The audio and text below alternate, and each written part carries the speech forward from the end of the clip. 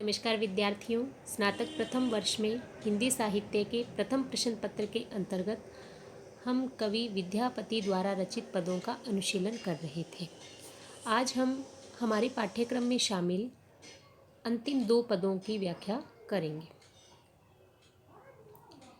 आजू पेखल नंद किशोर, केली बिलास सबहु अब तेजल, अहनिसी रहत विभोर। जब धरी चकित बिलोकी विपिन तट, पलटी आउली मुख मोरी। तब धरी मदन मोहन तरु कानन, लोटय धैर्य छोरी। पुनु फिर सोई नयन, जदि हेरबी पाओब चेतन नाह। भुजंगिनी द्रंसी पुनहि जदि दंसये, तब ही समय विष जाह। अब शुभ खन धनी मणिमय भूषण, भूषित तनु अनुपाम। अभिसरु वल्लभ हृदय विराजहु, जनि मणि कांचन धाम। प्रस्तुत काव्यांश संदर्भ की अगर हम बात करें विद्यार्थियों, तो संदर्भ हमारा पूर्ववत ही रहेगा कि प्रस्तुत काव्यांश आदिकाल और भक्ति काल के संधि कवि मैथिल कोकिल विद्यापति द्वारा रचित विद्यापति पदावली से लिया गया है।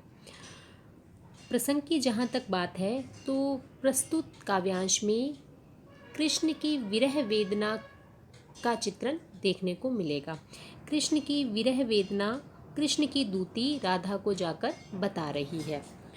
तो मैथिल कोकिल कवि विद्यापति के वर्णनानुसार दूती राधा से कहती है, आजू पेखल नंद किशोर, मैंने आज तुम्हारे विरह में व्याकुल श्री कृष्ण को देखा। केली बिलास सबहु अब तेजल, तेजल मैंने त्याग दिया है। कि श्री कृष्ण जो प्रेम लीलाओं में व्यस्त रहते थे, गोपियों के साथ विभिन्न प्रकार की क्रीड़ाएं किया करते थे, अब श्री कृष्ण ने जब से तुमसे प्रेम किया है, उस विरह वेदना में उन समस्त प्रेम लीलाओं को छोड़ दिया है। अहनिसी दिन रात रहत विभोर, दिन रात विरह वेदना में तुम्हारी स्मृति में बेसुध बेहाल बने रहते हैं। जब धरी चकित बिलोकी विपिन तट, पलटी आओली मुख मोरी। दूती राधा को कहती है, जब से तुमने चकित नेत्रों से, बिलोकी यानी देखा, विपिन तट जंगल के किनारे पर, पलटी पलट कर आ गई, आओली आ गई, मुख मोरी मुख मोड़कर। कि जब से तुमने चकित नेत्रों से श्री कृष्ण को जंगल के किनारे देखा और मुंह मोड़कर, अर्थात उपेक्षा का भाव दिखाकर तुम वापिस चली आई, उसी दिन से तब धरी मदन मोहन तरु कानन, लोटय धीरज छोरी। तब से ही श्री कृष्ण जंगल में धैर्य त्याग कर, अर्थात अधीर होकर वृक्ष के नीचे पड़े हुए हैं। पुनु फिर सोई नयन, यदि हेरबी पाओ चेतन नाह, नाह यानी नाथ स्वामी श्री कृष्ण के लिए आया है, चेतन यानी चेतना, पाओ पा लेंगे, हेरबी यानी देखना। दूती आगे राधा से कहती है कि यदि तुम फिर से उन्हें अपनी मद भरी आंखों से देखोगी तो वे फिर से चेतना पा लेंगे। भुजंगिनी द्रंसी पुनहि जदि दंसये, तभी समय विष जाह। इस बात को पुष्ट करने के लिए दूती एक उदाहरण देती है कि जिस प्रकार सर्पिणी, भुजंगिनी यानी सर्पिणी, जिस प्रकार सर्पिणी एक बार काटकर यदि फिर से उसे काटे तो उससे उसका विष प्रकोप शांत हो जाता है। विष जाह, जो विष प्रकोप है वह शांत हो जाता है। कि जिस प्रकार सर्पिणी एक बार काटकर यदि उसे फिर से काट लेती है तो उसका विष प्रकोप शांत हो जाता है। तो हे सुंदरी, यदि तुम फिर से श्री कृष्ण को जाकर मद भरी नेत्रों से देखोगी तो श्री कृष्ण जो बेसुध हुए पड़े हैं वह फिर से चेतना पा लेंगे। अब शुभ खन, अब क्या है? शुभ क्षण है। धनी, यहाँ राधा को संबोधित करते हुए दूती कह रही है कि हे सुंदरी, अब शुभ क्षण है। मणिमय भूषण, तुम क्या पहनो? मणि से युक्त आभूषण पहनो, भूषित सजाओ तनु शरीर, अनुपाम अनुपम, कि तुम अपने उस अनुपम शरीर को मणियों से युक्त आभूषणों से सुसज्जित करो। अभिसरु वल्लभ हृदय विराजहु, और क्या करो? वल्लभ यानी श्री कृष्ण से जाकर अभिसार करो, मिलो।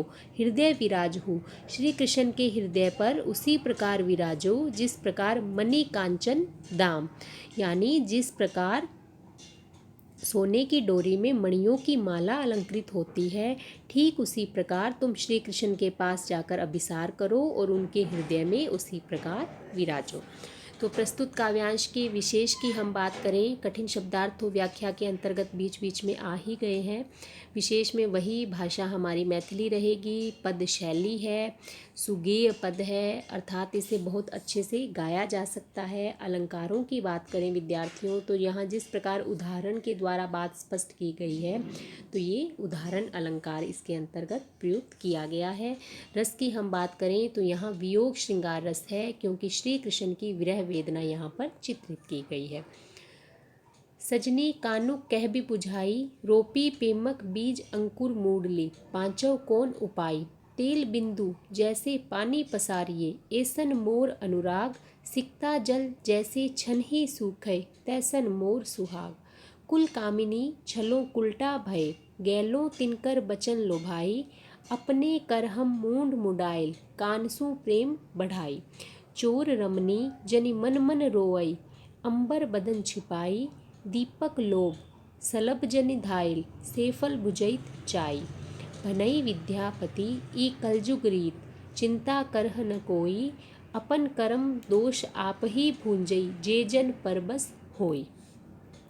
इससे पूर्व के पद में जहाँ हम श्री कृष्ण की विरह वेदना को देख रहे थे, वहीं प्रस्तुत पद में विद्यापति ने राधा की विरह व्यथा, राधा की जो विरह व्याकुलता है उसको चित्रित किया है। तो यहाँ राधा, हमारा संदर्भ वही पूर्ववत ही रहेगा कि प्रस्तुत काव्यांश मैथिल कोकिल विद्यापति द्वारा रचित पदावली से अवतरित है। और प्रसंग में हम बताएंगे कि इसमें विरह व्यथा से संतप्त राधा अपनी सखी से अपनी व्यथा वेदना का वर्णन कर रही है।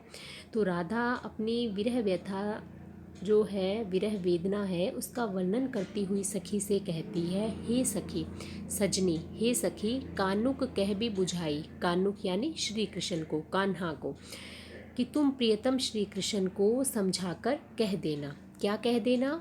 रोपी पेमक बीज अंकुर मुडली, रोपी यानी रोपा, पेमक बीज जो प्रेम का बीज है, कि पहले तो श्री कृष्ण ने ही प्रेम का बीज बोया और उसके पश्चात क्या किया? अंकुर मुडली, उसी अंकुर को उन्होंने मोड़ दिया यानी तोड़ दिया। बांचव कौन उपाय, तो अब मेरे बचने का क्या उपाय हो सकता है? तेल बिंदु जैसे पानी पसारिए, ऐसन मोर अनुराग।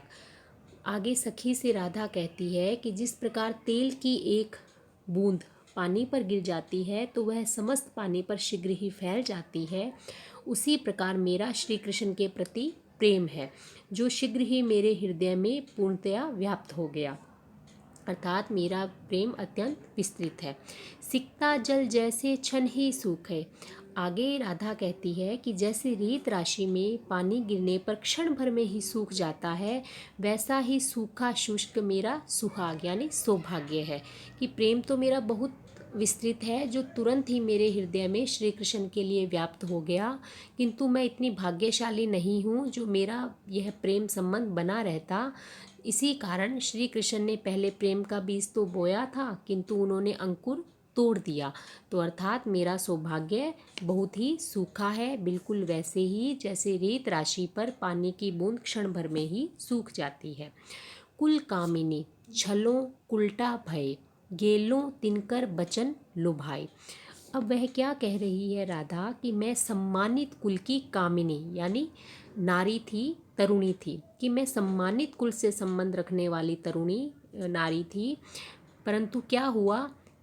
तिनकर यानी श्री कृष्ण के वचन लोभाई, उसके जो प्रेमासक्ति युक्त वचन थे, प्रेम माधुर्यपूर्ण जो बातें थी, उसके लोभ में क्या हुई? छली गई, और छलकर क्या बन गई? कुलटा बन गई, यानी जिसने अपने कुल की बदनामी करा दी हो, कि मैं तो सम्मानित कुल की तरुणी थी, सम्मानित कुल की नारी थी, किंतु श्री कृष्ण के प्रेम से भरे वचनों के द्वारा छलकर मैं उल्टा बन गई हूँ। अपने कर अपने ही हाथों हम मूंड मुंडाइल, मूंड मुंडाइल अर्थात अपने हाथों ही अपनी बदनामी करा दी। कानसों प्रेम बढ़ाई यानी कान्हा से प्रेम बढ़ाकर मैंने अपने हाथों ही अपनी बदनामी करा दी। चोर रमनी जनि मन मन रोई, अंबर बदन छिपाई। अब अपनी स्थिति वह चोर की स्त्री के समक्ष बताती है कि सदृश बताती है कि जिस प्रकार एक चोर की पत्नी की क्या दशा होती है कि वह अंबर बदन छिपाई, वस्त्रों में मुंह छिपाकर मन ही मन रोती रहती है, किसी से अपने दुख को व्यक्त नहीं कर पाती। वही दशा मेरी हो गई है कि मैं भी अपने प्रेम के बारे में, अपनी विरह व्यथा, अपनी विरह वेदना के बारे में किसी के सामने नहीं बता सकती।